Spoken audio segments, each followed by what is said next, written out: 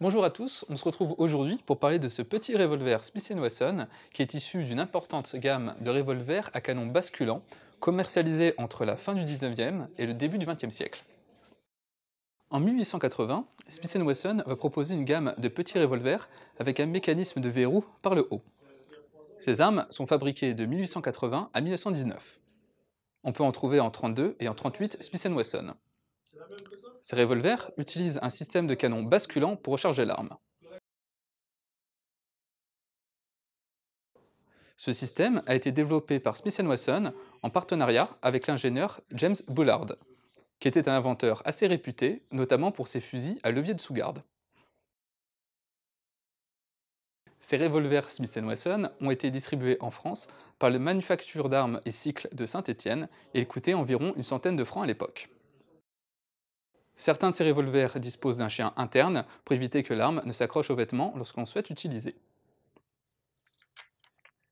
Pour utiliser ce revolver, c'est très simple. Il faut déverrouiller ce loquet et faire basculer le canon vers l'avant. En fonction des modèles, le système de verrouillage n'est pas forcément le même. On voit alors l'extracteur en étoile qui va se soulever pour extraire les étuis. On se débarrasse alors des étuis, on insère de nouvelles cartouches, puis on referme le barillet. Ce revolver utilise une platine double action, c'est-à-dire que quand on presse la queue de détente, on va faire reculer le chien et également le libérer. Il n'y a pas forcément besoin de l'armer préalablement.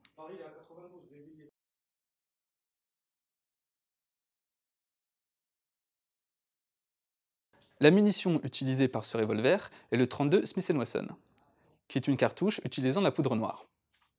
Le 32 Smith Wesson n'est pas connu pour sa puissance, mais c'est le compromis pour avoir un revolver de petite taille capable d'être facilement dissimulé. Quand on regarde les organes de visée, on voit qu'ils sont un peu plus simples. Cela montre bien que c'est un revolver censé être utilisé à très courte portée.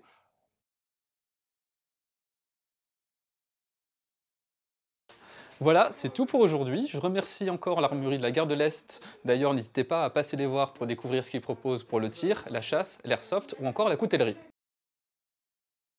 Nous, on se donne rendez-vous bientôt. Merci de vous abonner à la chaîne si vous le souhaitez. Et si vous pouvez me soutenir grâce au Tipeee dans la description.